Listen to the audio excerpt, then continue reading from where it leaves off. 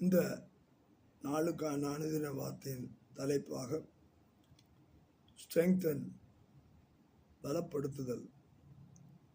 இதற்குரிய வசனம் ஏசாயா 35 அதிகாரம் 4 வசனம்.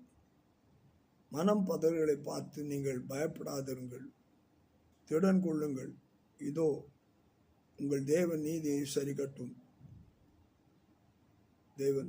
உங்கள் தேவன் பதிலளிக்க வருகிற தேவன், அவர் வந்து உங்களை ரட்சிப்பார் என்று சொல்லுங்கள்.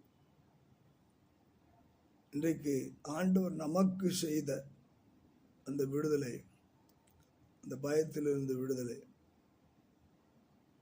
அவர் பாதாளத்தை வென்றார், மரணத்தை ஜெயித்தார், சாத்தானை கால்களின் கீழ் மிதித்து போட்டார்.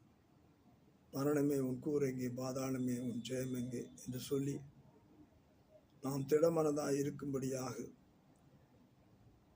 எந்த சூழ்நிலையிலும் நாம் பயத்துக்கு இடம் கொடுக்காமல் இருக்க நம்மை பலப்படுத்தினவரை நாம் அறிந்திருக்கிறபடி நான் மற்றவர்கள் மனம் பதறுகிறவர்களை பார்த்து நாம் சொல்ல நம்மை அழைத்திருக்கிறார். அதுதான் சுவிசேஷம்.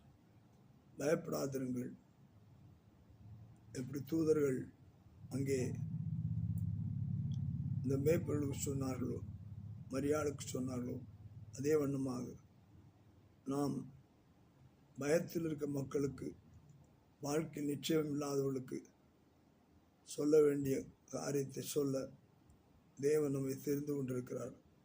ஆனால் பயப்படாதிருங்கள், திடன் கொள்ளுங்கள், உங்கள் தேவன் நீதியை சரி கட்டுவார். நீங்கள் ஆண்டவரை ஏற்றுக்கொள்ளும் போது தேவ நீதி உங்களை சரியாக நடத்தும். அவர் உங்களுக்கு பதில் கொடுப்பார், அவர் உங்களுக்கு விடுதலை கொடுப்பார் என்று சொல்லத்தக்கதாக தேவன் நம்மை விடுதலை செய்திருக்கிறார். நாம் மற்றவர்களை விடுதலை செய்வோமாக. கர்த்தர் தாமே நம்மை ஆசீர்வதிப்பாராக.